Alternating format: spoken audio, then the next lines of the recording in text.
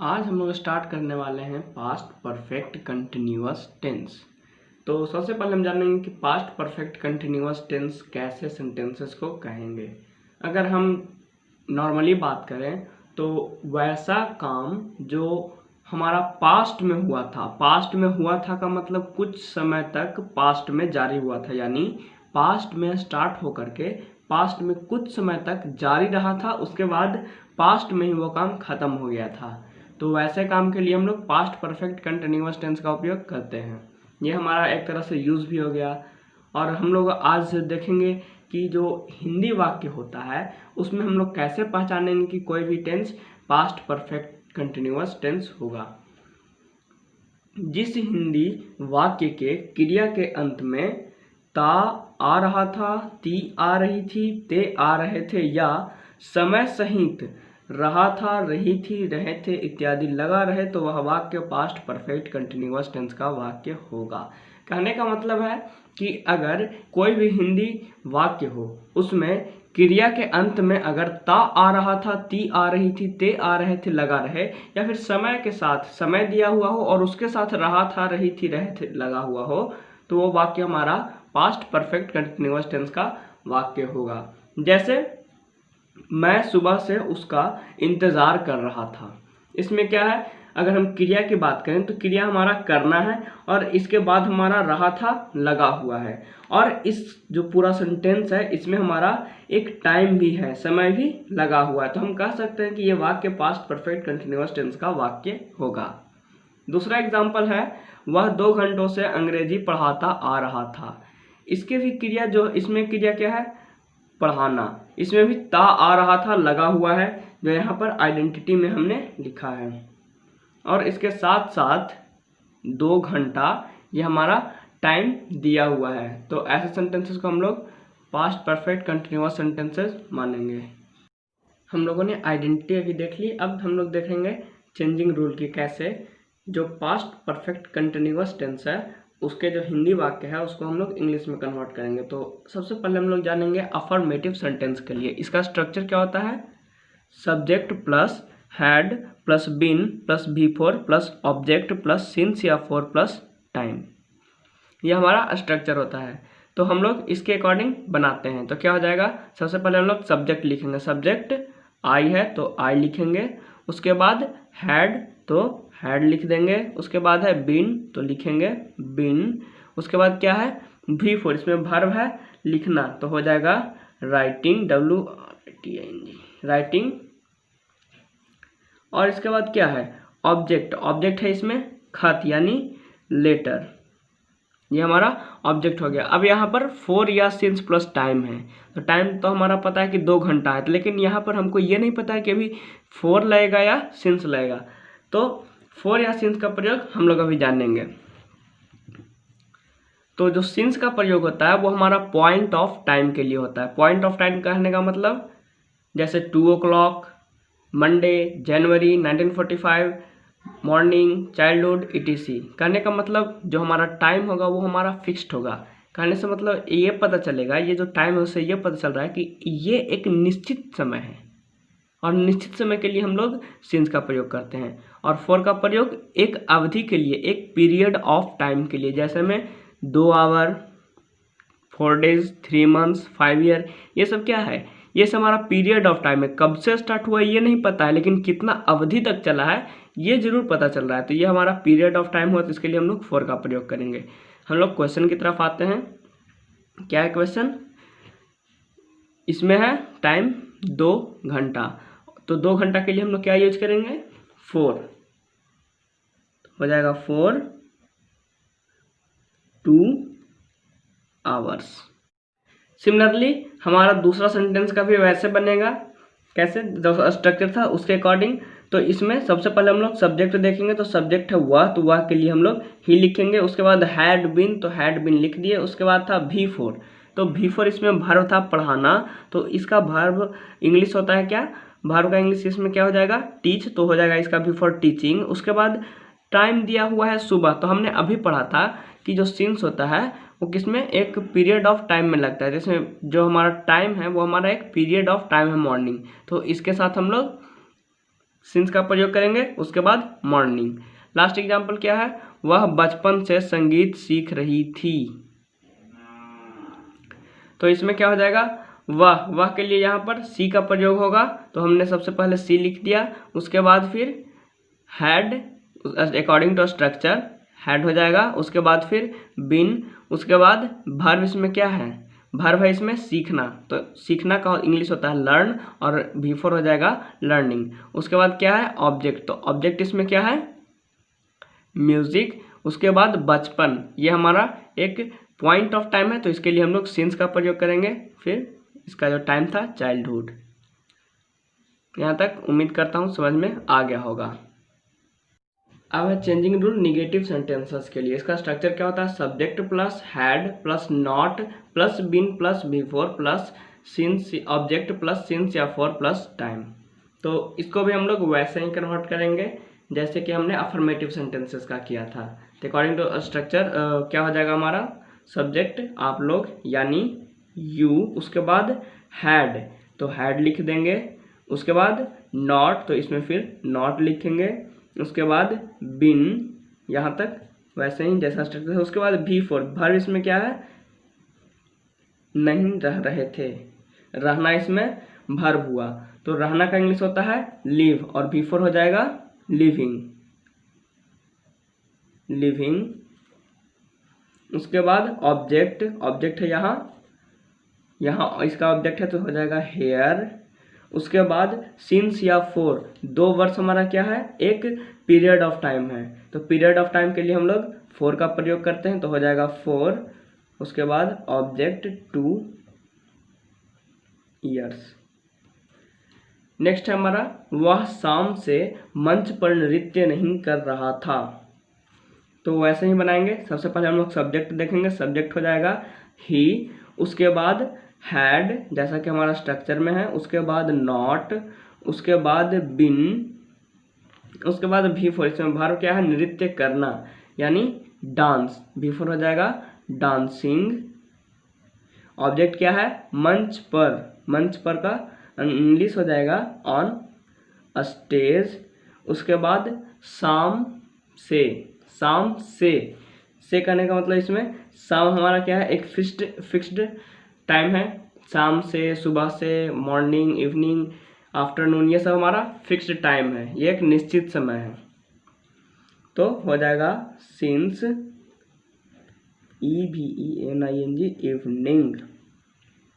यहाँ पर ध्यान दीजिएगा जो शाम से कह रहा है, यहाँ अगर से नहीं होता शाम को अगर होता तो ये जो सेंटेंस है वो हमारा ये पास्ट परफेक्ट कंटिन्यूअस सेंटेंस नहीं होता, समझ गया, पास्ट परफेक्ट कंटिन्यूअस का सेंटेंस नहीं होता।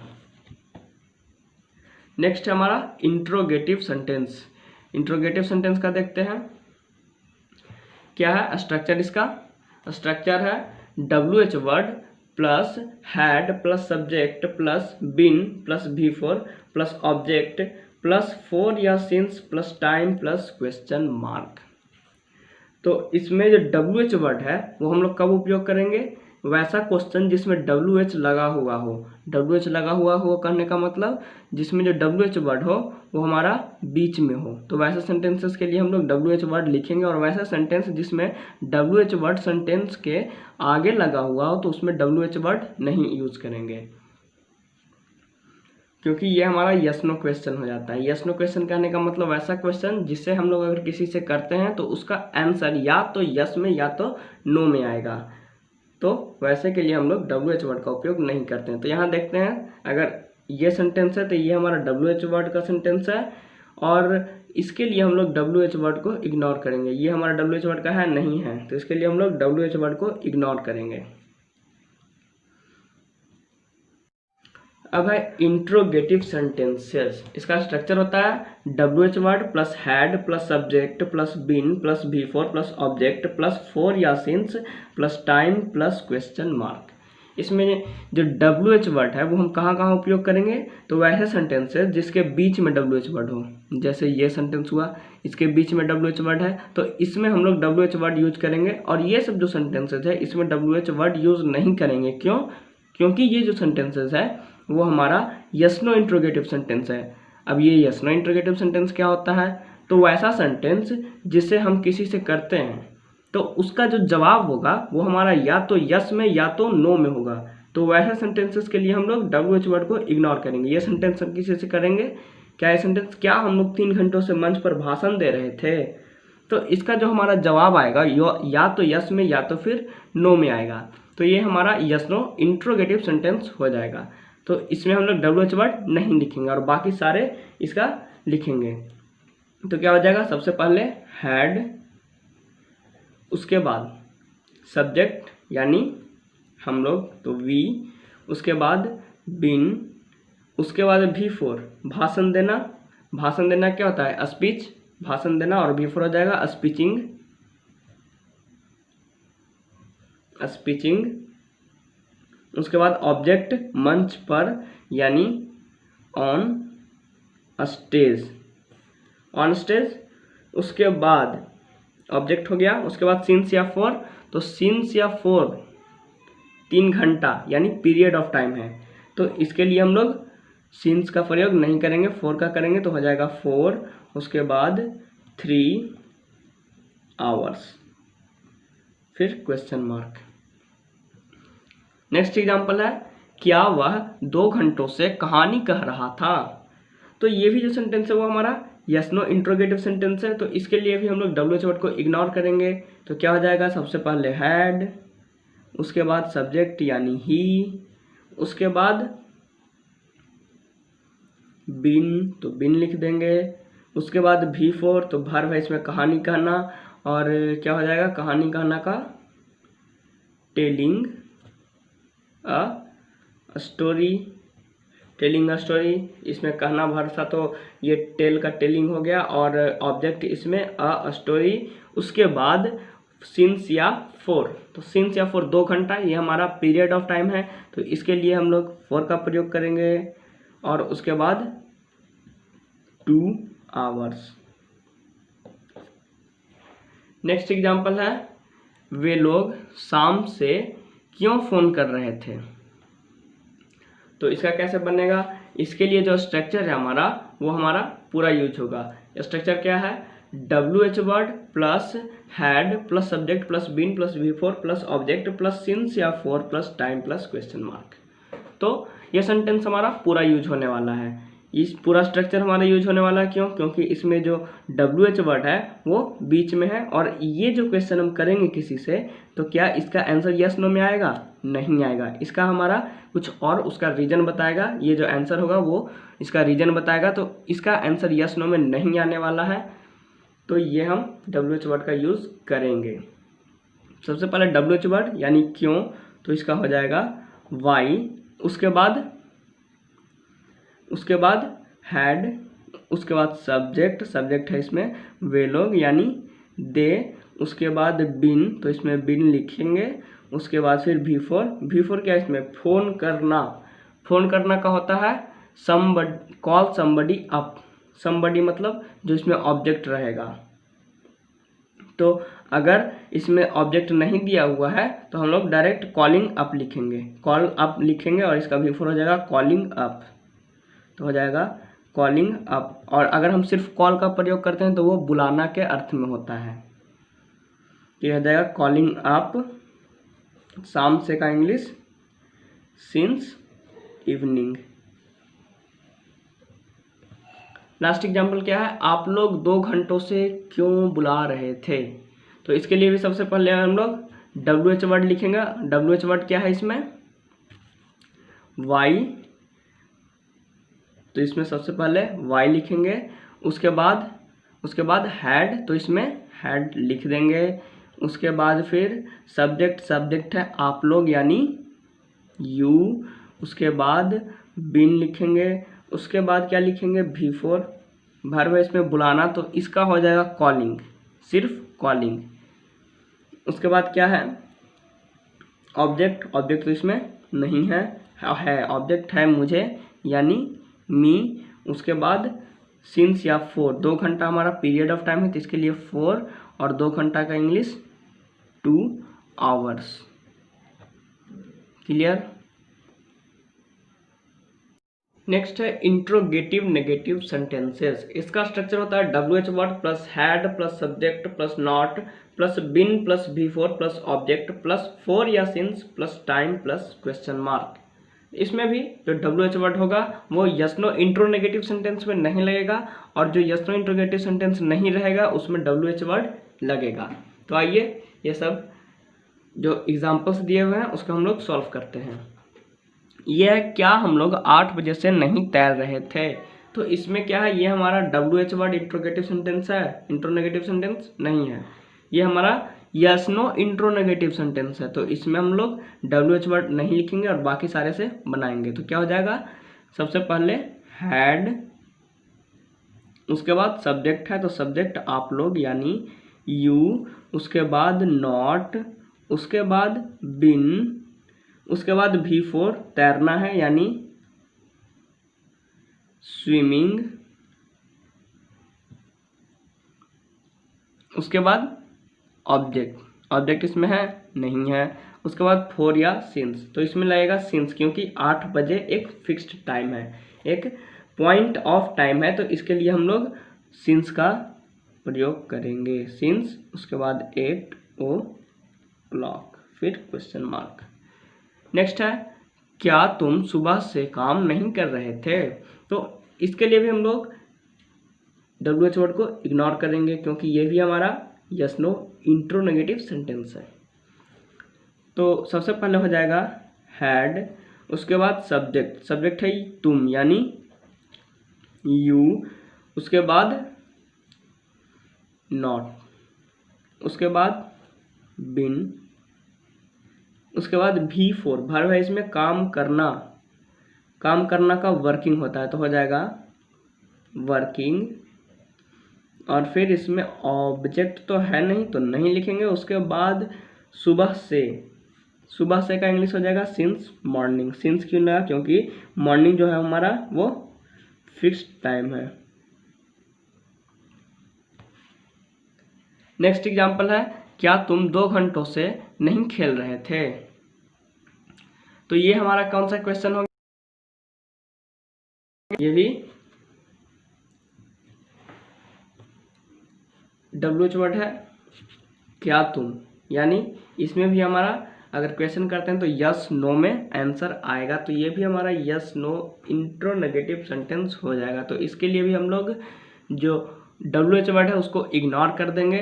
तो क्या हो जाएगा, इसका भी सेम उसी की तरह क्या का पहले हो जाएगा, इसके लिए सबसे पहले हैड, उसके बाद सब्जेक्ट यानी यू, उसके बाद नॉट, उसके बाद बिन, उसके बाद B4, इसमें वर्ब है खेलना तो हो जाएगा प्लेइंग, उसके बाद ऑब्जेक्ट तो है नहीं तो नहीं कुछ होगा, और फिर आगे टाइम, टाइम क्या है 2 घंटा, और इसके लिए हम लोग 4 का प्रयोग करते हैं तो 4 2 hours। लास्ट एग्जाम्पल है वह शाम से अपना समय किसके साथ नहीं बिता रहा है। तो इसमें क्या हम यस और नो का यूज करेंगे, यस नो इंट्रोनेगेटिव सेंटेंस है हमारा, नहीं है क्योंकि इसमें एक तो हमारा कि जो ये हमारा क्वेश्चन पूछने वाला वर्ड है वो बीच में, और दूसरा अगर हम क्वेश्चन किसी से करते हैं तो उसका आंसर यस नो में नहीं देगा, कुछ और ही देगा। तो इसके लिए जो हमारा पूरा जो स्ट्रक्चर है ऊपर में जो स्ट्रक्चर लिखा हुआ है ये हम पूरा यूज करेंगे, यानी बाकी के पहले WH वर्ड लिखेंगे। इसमें WH वर्ड क्या है, WH वर्ड है किसके साथ, ये हमारा फ्रेजल WH वर्ड है, तो किसके साथ का हो जाएगा विथ हुम, विथ हुम। उसके बाद उसी के तरह सबसे पहले हैड लिखेंगे, इसके बाद तो हो जाएगा हैड, उसके बाद सब्जेक्ट यानी फिर यू, उसके बाद फिर नॉट, उसके बाद फिर बिन, उसके बाद B4 समय बिताना, इसमें बिताना हुआ वर्ब तो हो जाएगा स्पेंडिंग, उसके बाद ऑब्जेक्ट यानी अपना समय, और अपना तो इसमें सब्जेक्ट था ही, वह था तो सब्जेक्ट ही था, सॉरी गलती से लिखा गया था यू।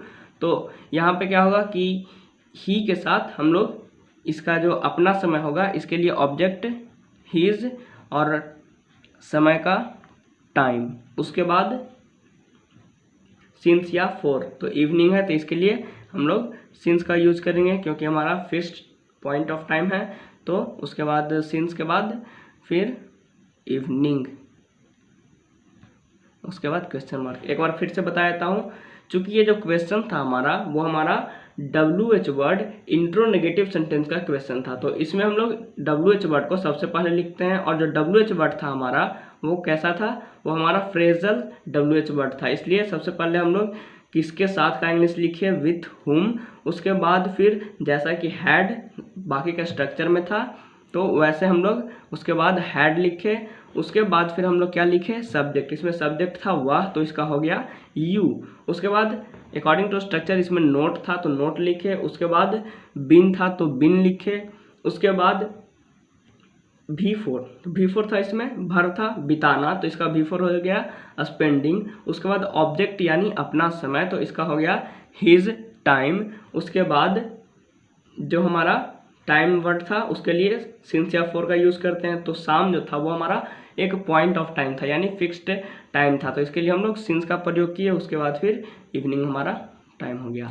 उम्मीद करता हूँ आपको ये वीडियो पसंद आई होगी। अगर आपको ये वीडियो पसंद आई तो इसे लाइक कीजिए। और जो हमारा फ्यूचर टेंस है वो जनरली यूज़ नहीं होता और बोर्ड के भी पर्पस से वो क्वेश्चन जो हमारा टॉपिक है वो उतना इम्पोर्टेंस नहीं है। अगर आप लोग चाहते हैं कि आप फ्यूचर टेंस सीखें तो आप हमें कमेंट बॉक्स में कमेंट कर दीजिए, मैं उस पर वीडियो बना दूंगा। तब तक के लिए धन्यवाद।